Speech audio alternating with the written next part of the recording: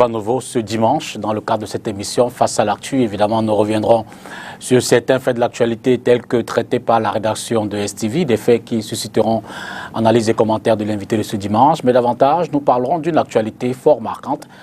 D'ailleurs, actualité que vit le Cameroun depuis pratiquement le lendemain des indépendances, 1960, ou précisément en 59, avec ces accords entre la France, la métropole et les pays francophones, dits francophones, parmi lesquels le Cameroun.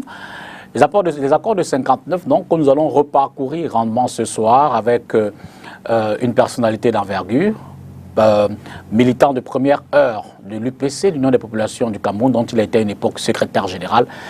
Jean Baïbek a accepté de venir évidemment débriefer cette actualité pour, qui sait peut-être, permettre la compréhension de cela et donner des indications peut-être pour la suite des rapports entre le Cameroun et la France. Professeur Baïbek, bonsoir. Bonsoir, monsieur le député. Merci infiniment d'être à nouveau des nôtres ce dimanche. Ce n'est pas la première, même si ça ne date pas d'hier. Merci et de même pour vous. Et salutations également à tous les téléspectateurs, les compatriotes qui nous regardent.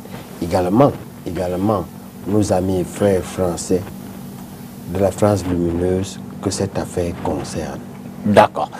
Cela dit, quelques sujets qu'on va évidemment évoquer ce soir. D'abord, la Covid-19 qui refait grandement surface. On va voir ça dans le cadre de cette émission. On parlera également de la question des droits de l'homme avec cet ensemble des organisations assez civiles qui ont fait une sortie cette semaine pour en parler. Retour sur l'ouverture de la session parlementaire et puis les élections au niveau de la CAF.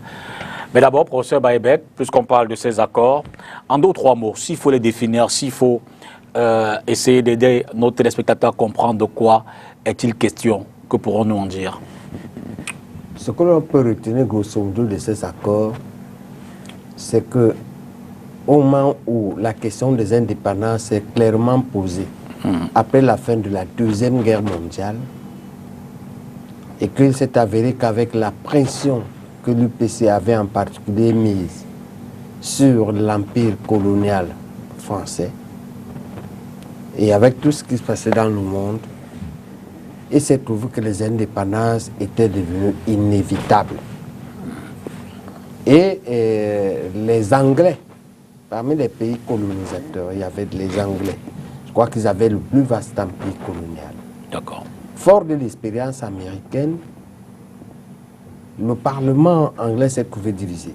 Et une grande partie a pensé qu'il faut libérer les peuples colonisés, pas de toute façon ils finissent par se libérer. Absolument. Et donc les Anglais avaient adhéré presque honnêtement à l'idée de la décolonisation de l'indépendance. À l'inverse, la France s'est trouvée divisée. Il faut dire que ce n'est pas toute la France. Il faut dire que la majorité de la France n'est pas pour la colonisation ni pour le néocolonialisme. Il s'est trouvé que la minorité qui était pro-colonialiste n'a pas accepté les indépendances. Et comme elle ne pouvait pas le dire ouvertement, elle en a donné une fausse indépendance, une indépendance insuffisante. C'est comme dans l'adultère. On peut supprimer l'adultère au tribunal, les gens continuent ça dans la clandestinité. Ou bien on supprime le mariage, mais les gens continuent par l'adultère.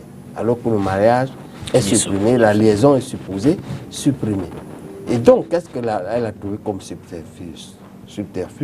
C'est de trouver les clients parmi nous-mêmes, les Africains noirs. On a trouvé des clients qui, eux, admettent l'obligation de servir, d'être les esclaves des autres. Ils admettaient que nous étions inférieurs et qu'on devait être les esclaves des peuples blancs qu'ils étaient supérieurs. Ce qui est faux. Donc il faut bien comprendre le système néocolonial. Et il faut arrêter d'accuser seulement des blancs. La majorité des blancs n'était pas ni pour le colonialisme, ni pour le néocolonialisme.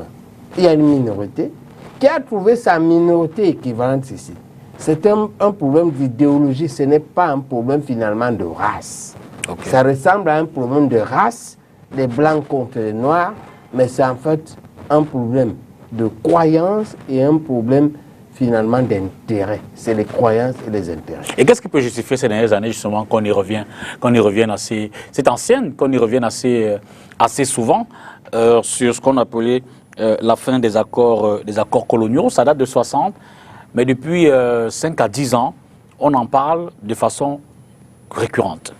Parce que c'est ces accords coloniaux-là qui sont le socle du néocolonialisme. C'est la nouvelle façon d'exploiter l'Afrique, était dans les 11 accords secrets. En tout cas, l'Afrique équatoriale et l'Afrique occidentale française, les deux là.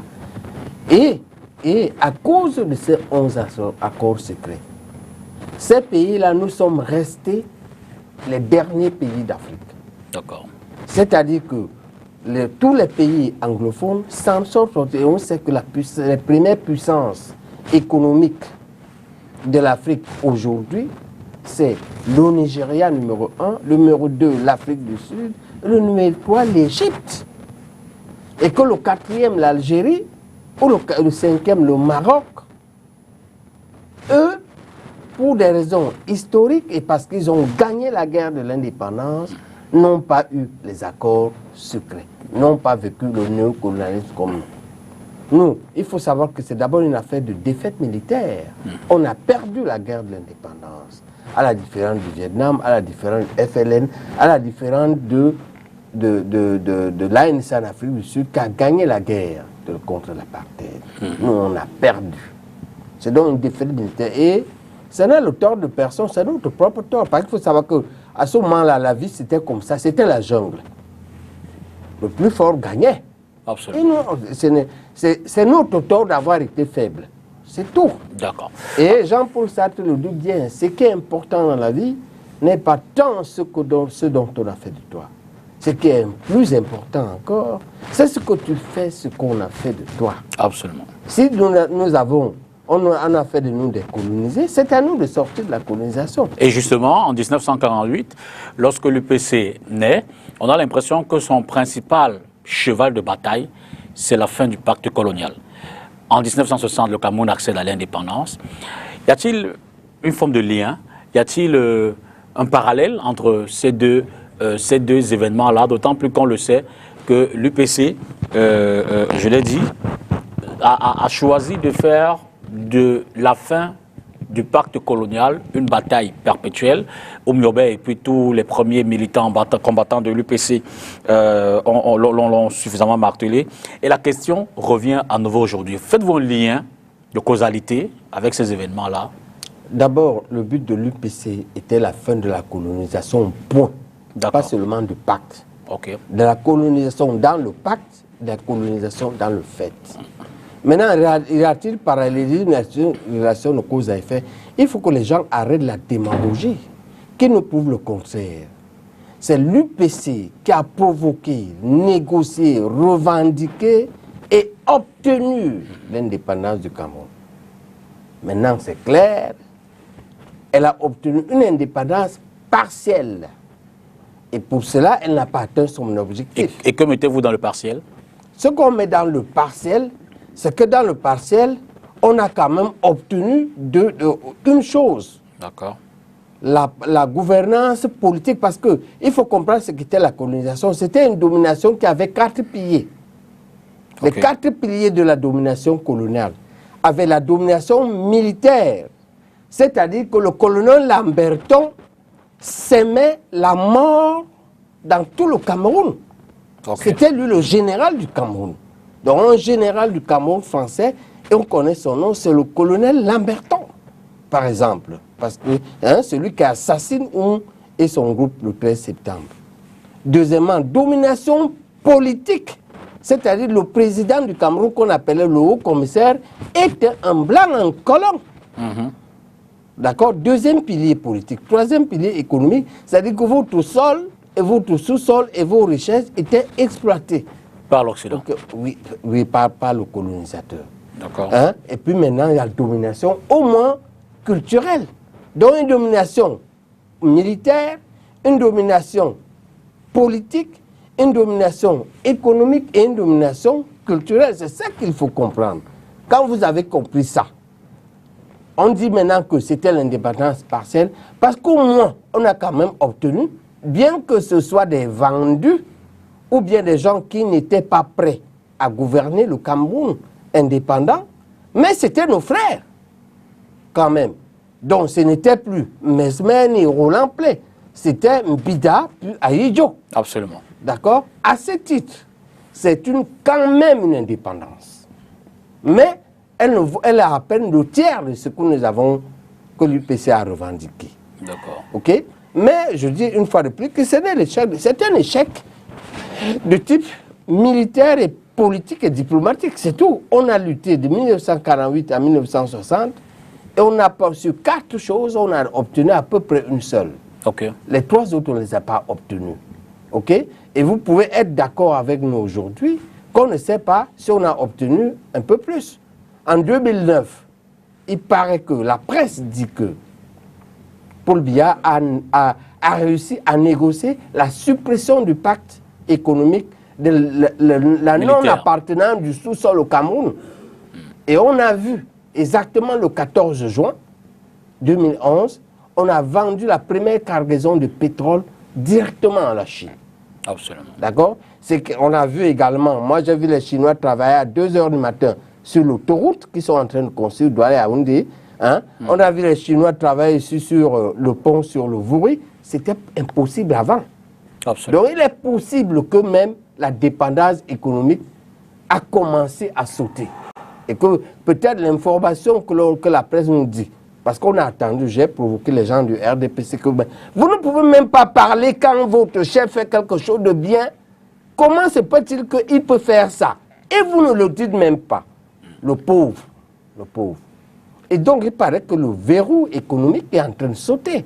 Absolument. OK? Donc, on a quand même, on a fait un pas de plus. Il paraît qu'il a fait sauter presque complètement le verrou militaire. C'est-à-dire qu'il a obtenu en 2009, on ne sait pas il a fait de Fillon entre l'aéroport et la présidence. Le type est venu signer qu'on ne peut avoir que 15 militaires au Cameroun.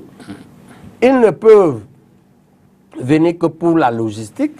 Et pendant qu'ils sont là, ils ne peuvent pas porter la tenue de l'armée française, mais la tenue de l'armée camerounaise. OK? Absolument. Et si c'est vrai... C'est une avancée. C'est une autre avancée. D'accord. C'est important pour les opposants. Parce qu'il faut savoir jusqu'où Paul Biya est arrivé dans cette lutte pour la continuer et la poursuivre. Il ne faut pas faire comme s'il n'a rien fait. Parce qu'on risque de radicaliser nos partenaires en France. Alors qu'il y a des avancées. Alors qu'il y a des avancées. Je suggère qu'on prenne le premier reportage de cette émission et puis on revient derrière, évidemment, suivre sous la thématique qui est en débat ce soir, en échange. Je propose qu'on prenne cette conférence de presse organisée, je l'ai dit, à Douala par un ensemble d'organisations de la société civile qui reviennent sur la situation des droits de l'homme au Cameroun. Suivez plutôt. Au cours de ce mois de février 2021, de multiples cas de violation des droits humains ont été recensés par des organisations de la société civile. Elles parlent de kidnapping, de viol, détention arbitraire et de torture sur l'ensemble du territoire national et particulièrement dans les zones en crise, à savoir les régions du sud-ouest, nord-ouest et de l'extrême nord. Le constat fait, 25 recommandations sont faites aux différentes parties prenantes au nombre de 4. D'abord, les autorités gouvernementales. Vous avez la responsabilité de mettre fin aux arrestations arbitraires, au harcèlement des activistes. Vous avez la responsabilité de former l'ensemble de votre personnel, de votre administration au respect strict des lois que nous nous sommes proprement données. Et surtout, nous vous interpellons sur un certain nombre de dossiers, Gabou notamment, EBAM, jusqu'à aujourd'hui, février 2008, parce que ce rapport porte sur février, on a tenu à rappeler les incidents graves qui sont survenus. Vous avez la responsabilité de faire la lumière. Et dans les procédures qui sont ouvertes aujourd'hui en justice, nous vous demandons de faire en sorte que toutes les conditions d'un procès équitable, d'un vrai procès, où la vérité et la justice seront établies, soient réunies. Ensuite, la communauté internationale et les différents groupes armés. Partenaire, nous disons qu'elle a la responsabilité d'appuyer les efforts des citoyens camerounais pour que vérité et justice soient établies, qu'elle doit interpeller son partenaire, que le gouvernement, sur le respect des engagements qu'il a pris, et qu'elle doit aussi appuyer les efforts pour que ceux qui sont responsables des violations et des violences soient sanctionnés. Et au groupe armés, nous réitérons notre message clair. Aucun combat ne justifie la prise de la violence sur les civils, la violence sur les agents de l'État.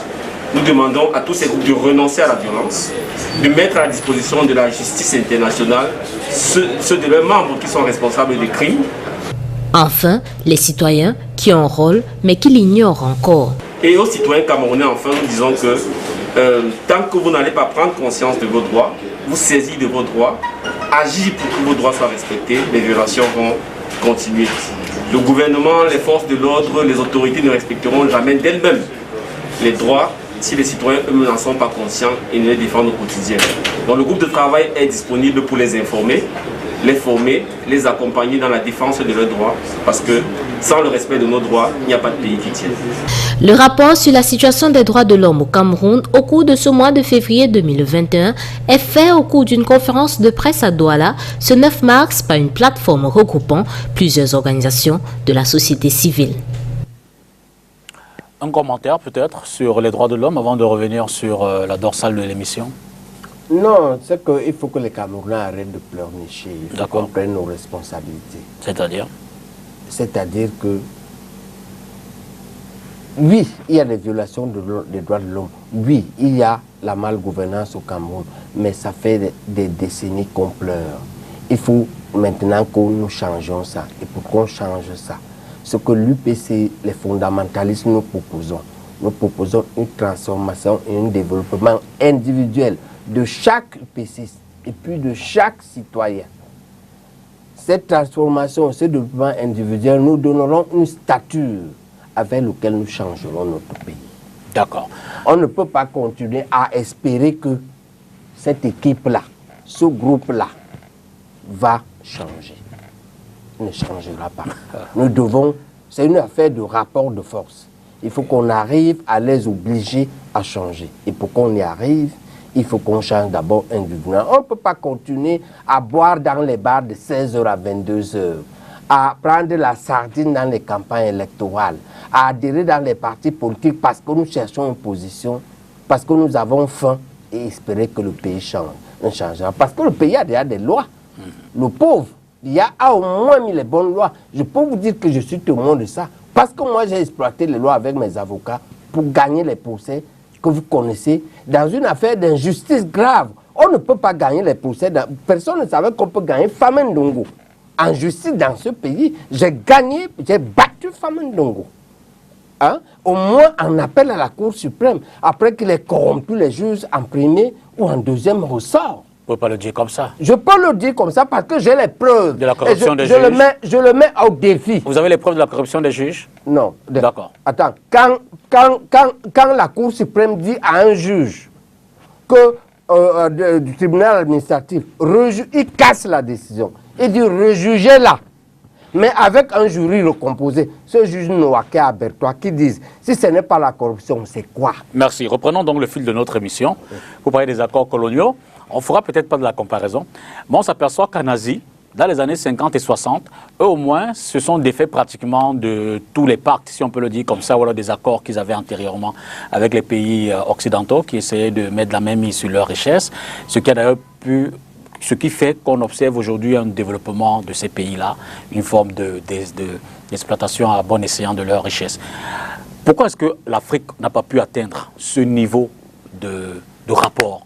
Okay. Le problème ici, c'est que l'analyse est biaisée. D'accord. Il y a deux biais importants qu'on introduit. Okay. D'abord, un biais historique. C'est-à-dire que ceux qui veulent comparer l'Asie à l'Afrique ignorent que l'Afrique, dans la foulée de la colonisation qu'elle vit avec l'Asie, vient d'abord de subir, avant 5 siècles, de traite négrière. La traite des nègres, le commerce triangulaire.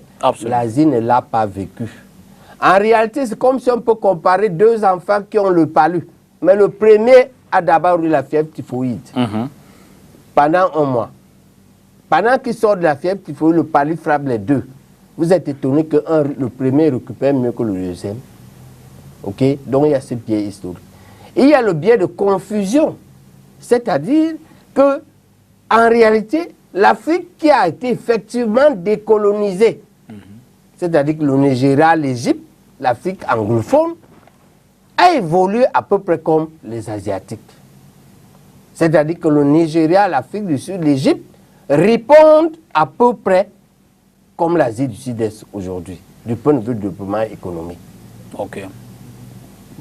Parce qu'ils ont été effectivement décolonisés. Nous qui sommes les derniers de la Terre, les derniers de la Terre, c'est quoi? Les derniers de la Terre, c'est là où la colonisation a été remplacée par le néocolonialisme. Mais donc, on a continué la même colonisation sous une autre appellation. C'est ça qui peut expliquer ça. Et c'est ça qui l'explique. D'ailleurs, il n'y a pas une autre explication. Parce que le néocolonialisme a tout biaisé. A commencé par le choix des dirigeants et par le verrouillage de ces dirigeants-là. C'est-à-dire, on les met au pouvoir et on les émascule. Ils ne peuvent pas gouverner, en tout cas pas pour le bien de leur peuple. Ils gouvernent pour la mafia de l'ex-colonie, même pas pour ces pays-là. Parce que c'est pas tout. C'est pourquoi ces pays-là aujourd'hui, et c'est pourquoi la France est intéressante. La France a condamné Bolloré pour tout ce que Bolloré, le désordre que Bolloré met en Afrique. Les juges français que je salue ici, qui montrent que la France est un pays exceptionnel. C'est un pays où on peut condamner un type qui a été président de la République. Au moins à la fin, dès que son mandat termine. C'est pourquoi c'est un pays splendide, avec lequel je ne vois pas quel pays du monde ne va pas faire avec un pays comme ça. C'est un pays de l'éthique, mais qui est pollué par une bande de malfaiteurs historiques qui se succèdent. Hein. C'est des forces qui se succèdent de génération en génération. Mais à côté de ça, il y a quand même toute la lignée Descartes, Voltaire, Jean-Jacques Rousseau, Jean-Paul Sartre. Le mot néocolonial est un néologisme qui sort pour la première fois d'un public par Jean-Paul Sartre, un Parisien, de la pure espèce. D'accord. Okay? Alors, comment comprendre, je veux dire, qu'est-ce qui peut expliquer, justifier cette autre, j'ai failli dire incongruité, je ne veux pas être péjoratif. On parle des indépendances, ou de l'indépendance du Cameroun dans les années 60, mais on parle de la fin des accords coloniaux en 2021. Est-ce que cette indépendance-là ne sous-entendait pas la rupture du pacte du colon vers le colonisé ou l'esclave? Non, c'est la fausse. Ce que vous dites, c'est le principe de la vraie indépendance. Okay. Parce que lorsqu'il y a vraie indépendance, il n'y a pas pacte du coup. Il n'y a pas accord secret du tout. Ce qu'il y a et ce que nous espérons que les fondamentalistes défendent, c'est de refaire des accords transparents avec ce pays. Donc, historiquement, nous ne pouvons pas nous séparer par ses valeurs morales et ses valeurs éthiques. C'est quand même l'un des rares pays de l'histoire où on a égorgé un roi pour changer le système. Absolument. Okay? De l'oppression. C'est un pays exemplaire, la France. C'est un pays avec lequel nous voulons entretenir de bons rapports. Mais des rapports transparents, des rapports gagnant-gagnant, des rapports justes et équitables, des rapports éthiques. D'accord. Et le problème du néocolonialisme, c'est que, ou des fausses indépendances, c'est que effectivement, on a fait des fausses indépendances avec des accords secrets. Est-ce que les accords entre les États sont secrets? Du tout. À moins de la haute stratégie. Absolument. Mais ce n'est pas jamais secret. Dès lors, vous dites, sommes-nous indépendants ou non?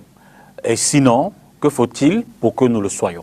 Nous ne sommes pas indépendants. Nous avons encore deux piliers à traiter. D'accord. C'est-à-dire, on suppose que le pilier politique a été réglé parce que de toute façon, hein, ce n'était que nos frères. C'est nos frères qui ont gouverné depuis. Le pilier militaire, Biya vient de le faire sauter. Le pilier économique est en train de sauter. Mais il reste deux piliers. Il reste le pilier politique. C'est-à-dire la réforme des institutions pour que les élections soient désormais relativement paisibles, consensuelles et acceptées. Et sur quoi repose ce pilier-là, cette réforme? Ça ressemble sur quatre choses. La réforme de la Constitution. D'accord. La réforme du Code électoral.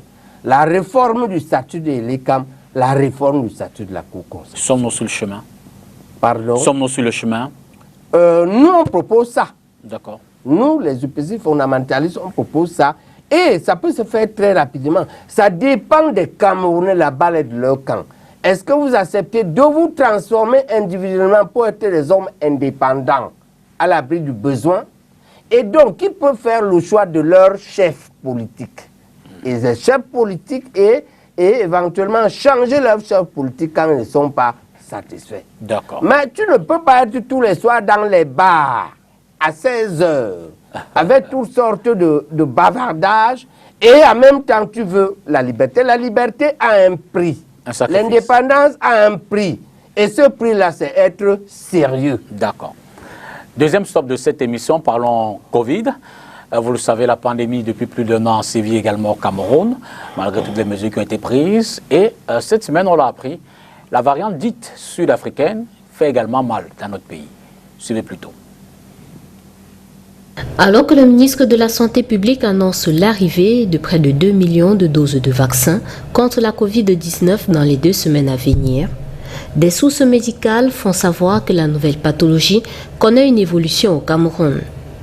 Sur des prélèvements effectués le 15 janvier 2021, on a pu découvrir la présence du variant sud-africain du Covid-19 dans le pays de Paul Biya. C'est une version mutante qui semble plus agressive et pourrait être résistante au vaccin.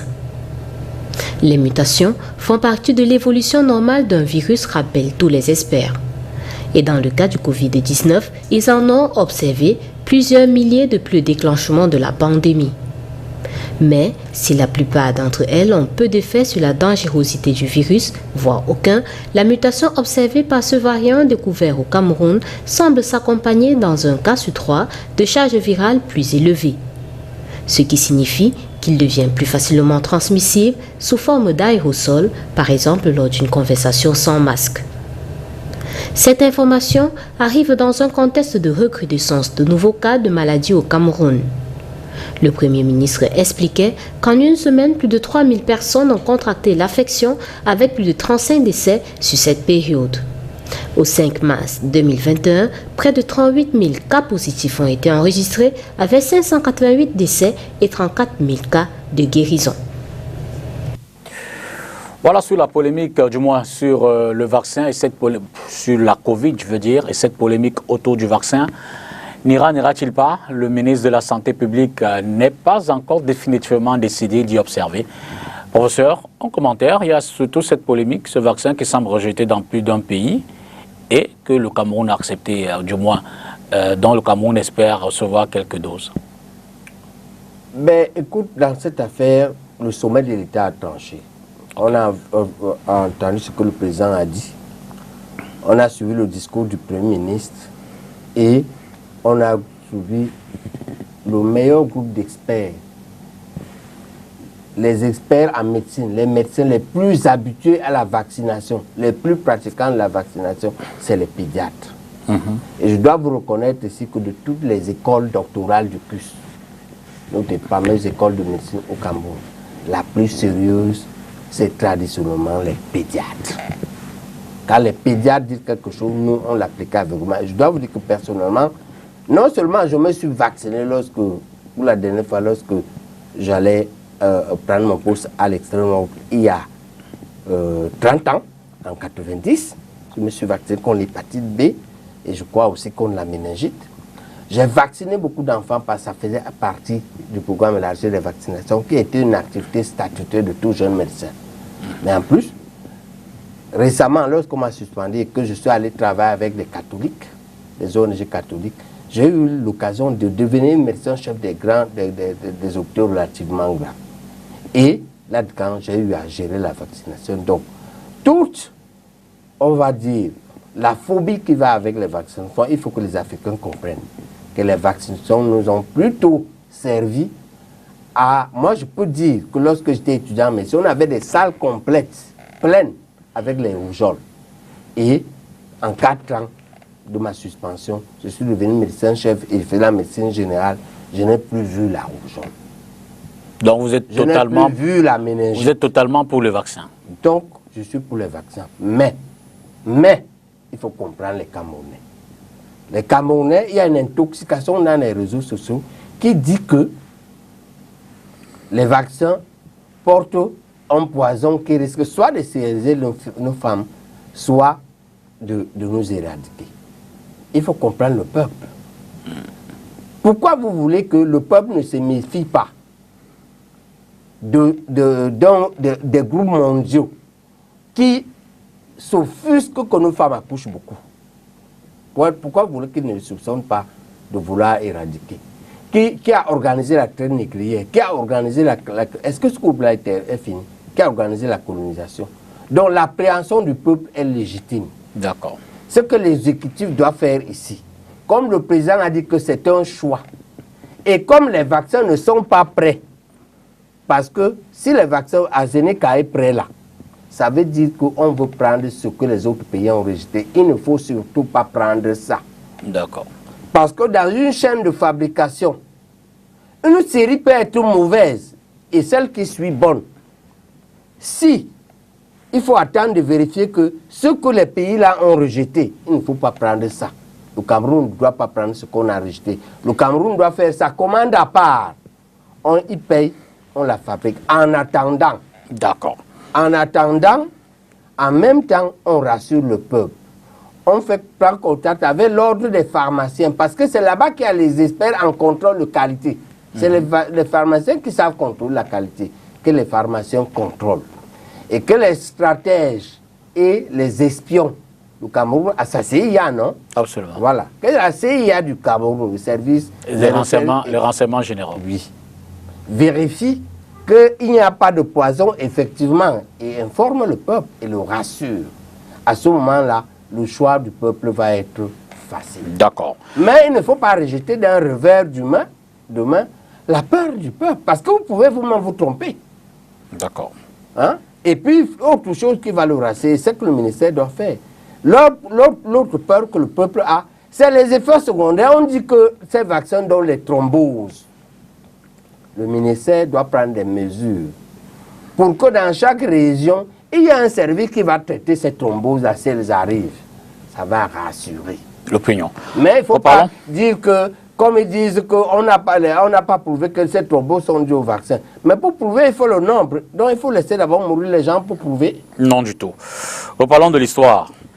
Vous le savez certainement mieux que moi. Dans l'imagerie populaire, il se dit que l'UPC est un parti panafricaniste. Comment le justifier, comment l'expliquer? Pourriez-vous nous en dire? L'UPC est un parti panafricaniste parce que ceux qui l'ont fondé l'ont fondé comme ça. Ils l'ont fondé comme ça parce qu'ils ont compris très tôt. Très tôt, ils ont compris que l'avenir était dans les grands ensembles. C'est de cette manière-là que, précédés par les Ndélé, ont pensé un grand Cameroun. Et dans la foulée de Cheikh Anta Diop, ils ont pensé un État fédéral d'Afrique noire. Donc, on devait émanciper d'abord les États sous la forme coloniale que la colonisation avait laissée. Mais comme la division coloniale était une division arbitraire, fonder un État fédéral. C'était ça le but. C'est pourquoi il faut que les jeunes générations le comprennent. On n'a pas le droit d'être un leader africain de ces prochaines années sans avoir lu Cheikh Anta Diop.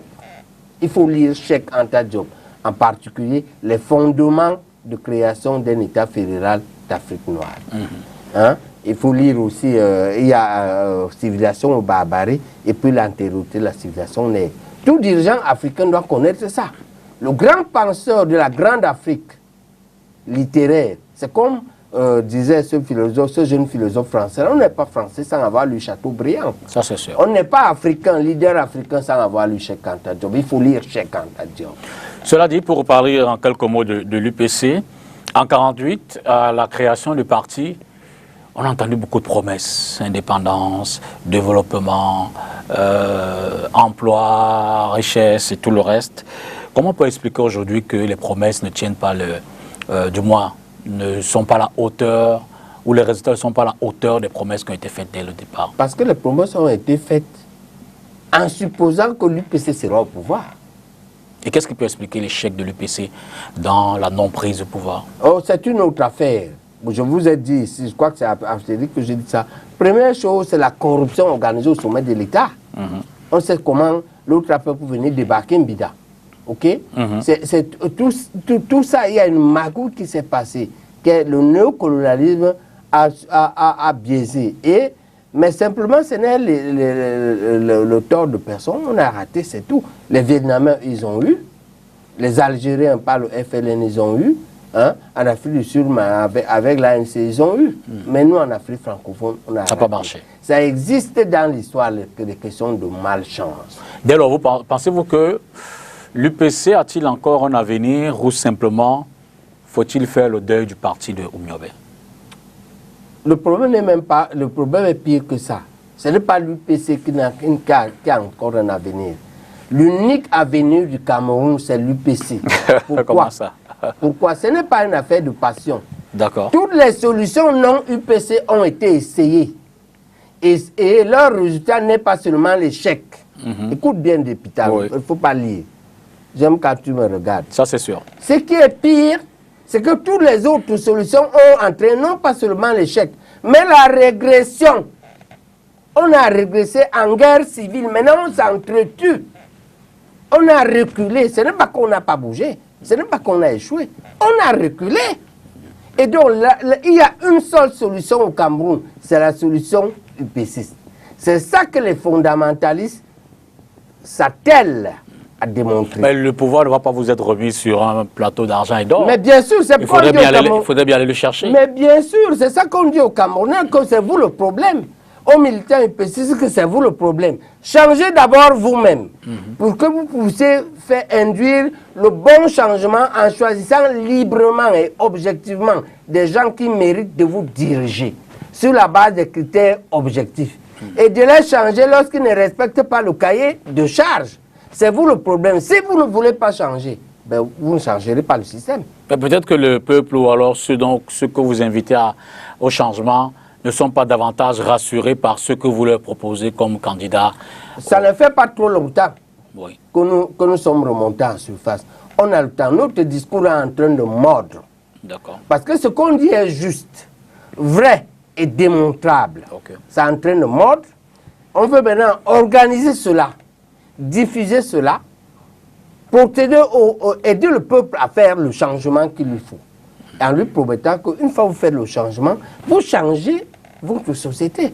Parce que vous choisissez objectivement. Ce n'est pas sur la base de la sardine qu'on choisit son maire. D'accord. Ni son député, ni son président de la République, encore moins.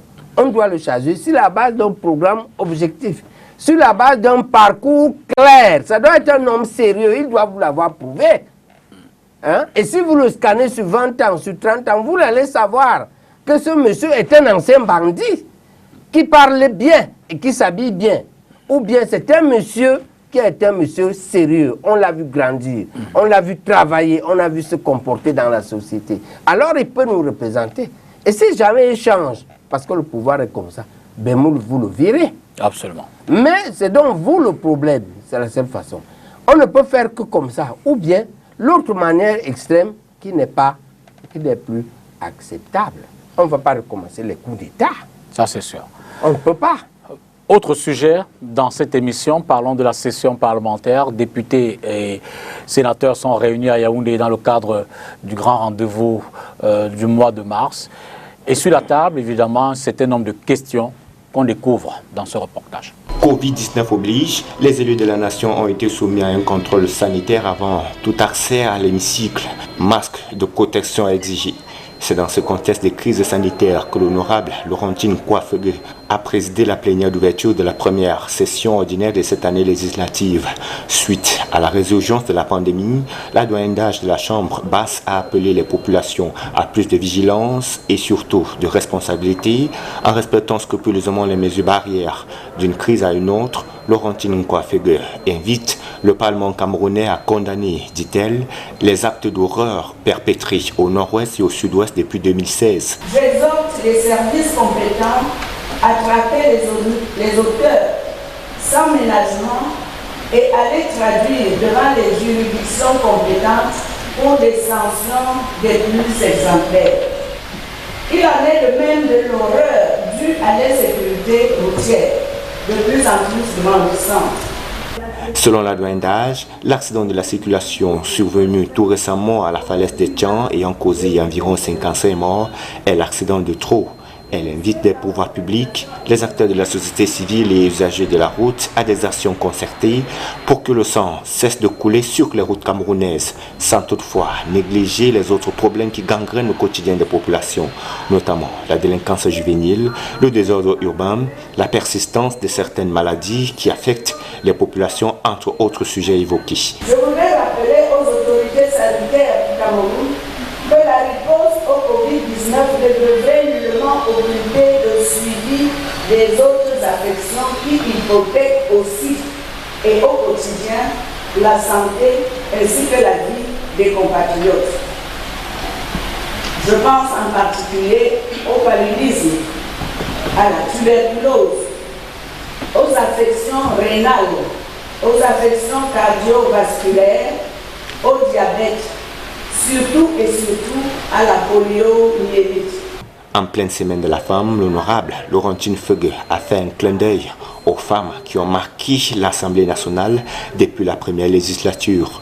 Une minute de silence a été également observée en hommage à l'honorable Djibril Akaou, député RDPC du Mayo Tanaga, décédé le 12 février dernier des suites de maladie.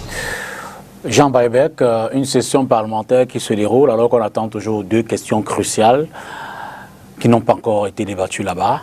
D'abord la crise dans le nord-ouest et le sud-ouest, mais ensuite cette pandémie dont les députés ne se sont pas encore véritablement saisis du débat pour peut-être, qui sait, rendre compte au peuple. Une réaction? Non, la réaction c'est que moi je n'attends pas un peu plus du système néocolonial. D'accord. Je n'attends pas plus. La vraie attente que nous devons, nous, à l'UPC fondamental, le courant fondamental, ce qu'on attend aujourd'hui, c'est la mutation du peuple. Ok. C'est la mutation du peuple parce que c'est comme disait, je dis que croyez d'abord et le reste. Il faut d'abord que les Camerounais acceptent, et tous les Noirs africains francophones, qu'on accepte le changement personnel, qu'on devienne un autre type de personne. Maintenant, on va faire des organisations pour aider les gens à faire cela, aussi bien dans nos comités de base qu'en dehors du parti. C'est un projet qui dépasse le parti. Mais justement, quels sont les projets de l'UPC? D'abord pour le Cameroun, panafricanisme oblige, pour l'Afrique aussi. Le projet, c'est d'abord ce changement de personnes-là. C'est important, pourquoi les opposants doivent le comprendre. Même vous ne pouvez pas gouverner un peu comme ça. Vous ne pouvez pas aller gouverner des gens qui boivent tout, des gens qui ne sont pas disciplinés, des gens qui sont, la majorité est malhonnête. Non, on ne peut pas. Il faut une masse critique, des types sérieux, disciplinés, travailleurs. Mais il n'existe pas un bouton sur lequel on appuie pour avoir cette catégorie de personnes. Que faut-il faire pour cette transformation? Il faut faire des clubs de transformation personnelle. Et on a donné la méthode. On a dit ce que ça veut dire. On a dit que ça veut dire que je fais le bilan des atouts naturels ou sociaux que j'ai. Parce que tout le monde a des atouts. Okay? Il y a des gens qui ont l'argent, il y a des gens qui ont la santé, il y a des gens qui ont le physique, il y a des gens qui ont un métier, qui ont un art. Tout le monde a les limites. Il y a les gens, moi je suis un type nerveux. Je dis ça aux étudiants à Tchang l'autre jour, c'est une limite. Je dois travailler pour être le moins nerveux possible, pour comprendre. Okay? Il y a des gens qui sont paresseux. Okay? Il faut travailler la paresse et diminuer nos limites, augmenter nos atouts pour être un homme libre et indépendant. Une fois on est libre et indépendant, on peut donc décider de choisir qui on veut. Et si massivement on fait le bon choix, la tricherie ne pourra pas changer. Ce qui suscite la prochaine question. Comment voyez-vous le Cameroun d'aujourd'hui et qui sait peut-être, comment entrevoyez-vous l'après-Biya? Alors le Cameroun aujourd'hui, évidemment, c'est trop grave, ce qu'on n'attendait pas. On ne savait pas qu'on pourrait faire une longue guerre civile d'autant d'années. Ça, on croyait que c'était réglé depuis 75 ou 70 ou 72. Absolument. Voilà. C'est revenu, c'est un don. En même temps, il y a la contestation politique dans la rue. On a vu comment quand on conteste les élections. On va me dire qu'il y a la contestation partie, mais ça a duré longtemps. On a vu la base en France. Donc c'est un Cameroun qui va mal. Comment on envisage l'après-Biya? Ce que nous, on peut dire, c'est comment on le voit. Pas comment on l'envisage. On n'a pas une boule de cristal pour voir ce qui va être. Et c'est très très difficile à prévoir. Mais on peut rappeler aux uns aux autres que il faut être très très prudent. Les transitions sont difficiles, même lorsqu'elles sont apparemment paisibles. On se souvient que très paisiblement, très consensuellement, Ahidjo a remis le pouvoir à Biya. Ça ne nous a pas empêché d'entrer dans une crise qui a entraîné 1000 morts. Je ne veux plus parler de cette crise ici, ok? Alors que c'était consensuel. Hein? Donc, les changements ne sont pas faciles. Lorsque les bases sont mal posées, le colonialisme, le néocolonialisme a mal posé les bases en commençant par la tricherie, la mauvaise constitution qu'on a fait que agrémenter, les mauvaises lois électorales, les systèmes électoraux qu'on a fait que entretenir et faire des toilettages cosmétiques. Il faut qu'on revoie tout ça de fond pour que les transitions et les changements de régime et les changements de gouvernants se fassent de façon paisible, consensuelle et pour le progrès de tous. Je vous invite à regarder le dernier reportage de cette émission. Il s'agit des élections, vous le savez, au niveau de la Confédération africaine de football. Un nouveau président et surtout un 4e vice-président de nationalité camerounaise, Seydou Bombon-Dioya, le président de la Fédération camerounaise de football, président par intérim, disent certains, a donc été nommé à ce poste par les nouveaux dirigeants. Suivez plutôt. Sans surprise, Patrice Motsepe est le nouveau président de la Confédération africaine de football. Le milliardaire sud-africain a été élu par acclamation ce 12 mars à Rabat pour la période 2021-2025. Premier sud-africain à occuper ce poste, il succède au malgache Amat Amat, suspendu 2 ans de toute activité liée au football. Premier sud-africain et premier anglophone à occuper ce poste prestigieux sur le continent, il a placé son mandat sous le signe de l'unité.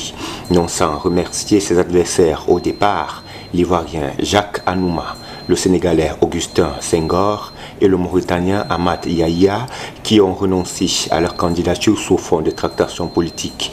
Si la prise du pouvoir a donc été facile pour Patrice Motsepe en tant que candidat unique, le redressement de l'instance ne le sera pas pour autant. Le principal challenge du milliardaire est sur le plan financier. La CAF s'installe dans un déficit annuel autour de 10 millions de dollars. Le défi majeur de la nouvelle équipe est d'inverser la courbe, ce qui permettrait à l'institution de jouer son rôle en développant le football africain. Pour relancer l'instance créée en 1957 et basée au Caire, Patrice Motsepe pourra s'appuyer sur 5 vice-présidents, mais surtout sur son CV assez éloquent. Né à Soweto il y a 59 ans et fils de commerçant, Patrice Motsepe a fait fortune après l'apartheid dans l'industrie minière et la finance au point d'amasser un patrimoine estimé à 3 milliards de dollars qui en fait l'un des 3 hommes les plus riches d'Afrique du Sud et la 10e plus grosse fortune du continent. Son solide réseau dans le milieu des affaires pourrait ainsi permettre de débloquer des fonds qui aideraient la CAF à respirer. Sa sœur aînée, Tsepo Motsepe, est l'épouse du président de la République sud-africaine, Cyril Ramaphosa. Motsepe est président du club des Mamelodi Sundowns depuis 2004, club avec lequel il a enchaîné de nombreux succès puisque les baies brésiliennes ont décroché 7 titres des champions d'Afrique du Sud sous sa présidence et surtout remporté la Ligue des champions africaine en 2016, s'imposant comme l'un des meilleurs clubs du continent ces dernières années. Outre l'élection du président, la CAF désignait également les membres du comité exécutif et ses conseillers. Il faut noter que Seydou Bombon-Dioya, qui représentait le Cameroun à cette assemblée générale élective, a été élu au comité exécutif de la Confédération africaine de football. 4e vice-président, Seydou Bombon-Dioya. Vous en parlez très peu souvent. On ne vous a pas souvent entendu parler de foot. Vous en êtes un accro.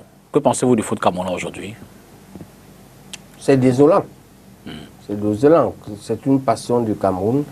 Et lorsque je dis que nous vivons tout, nous regardons trop le foot, c'est parce que c'est trop, mais ce n'est pas parce que je pense qu'on ne doit pas regarder le foot. Un peuple qui n'a pas de joie perd le goût de vivre.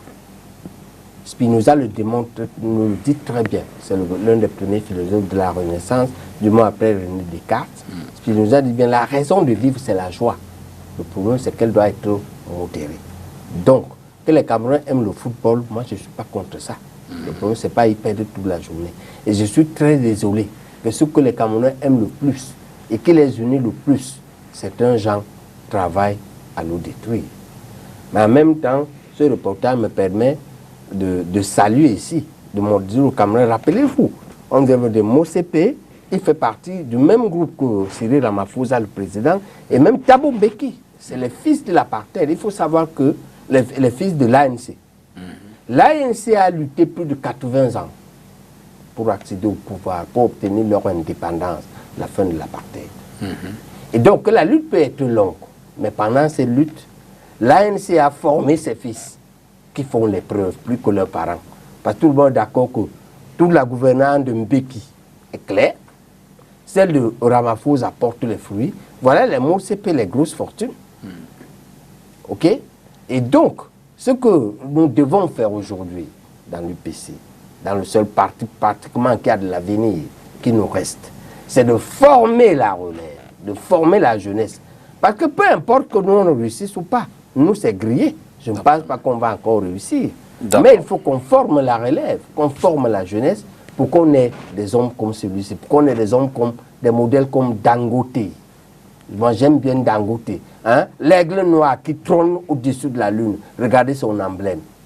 Hein? Aliko Dangote. J'aime bien Kamounien, qui a le mérite d'avoir dévancé toutes les banques néocoloniales et d'avoir la première banque camerounaise aujourd'hui. Hein? Il y a le patron de Western Union, Kunche, qui a réussi à évincer Western Union au Cameroun, pour être le leader du transfert d'argent. Nous devons le faire dans l'industrie, nous devons le faire dans l'agriculture, renverser tout ce qui est néocolonial, parce que la vraie indépendance, finalement, est économique. Merci, professeur. C'est l'économie qui guide le monde du 21e siècle. Et notre vraie indépendance viendra lorsque nous aurons l'indépendance économique, c'est-à-dire lorsque 80% des industries camerounaises seront entre les mains des Camerounais en tant que propriétaires. Parce qu'aujourd'hui, ce n'est que 20%. C'est trop grave. Merci infiniment, professeur Baïbek, en espérant évidemment que vous ayez été entendu ce soir dans cet échange que nous venons d'avoir, enrichissant par ailleurs. Merci infiniment et bon retour sur Yaoundé.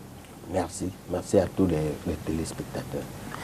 Merci à vous, madame, messieurs, d'avoir regardé cette autre édition de Face à l'actu. C'est dimanche, fin de semaine. Demain, une nouvelle semaine, c'est lundi. D'avance, bon début de semaine. Bonsoir.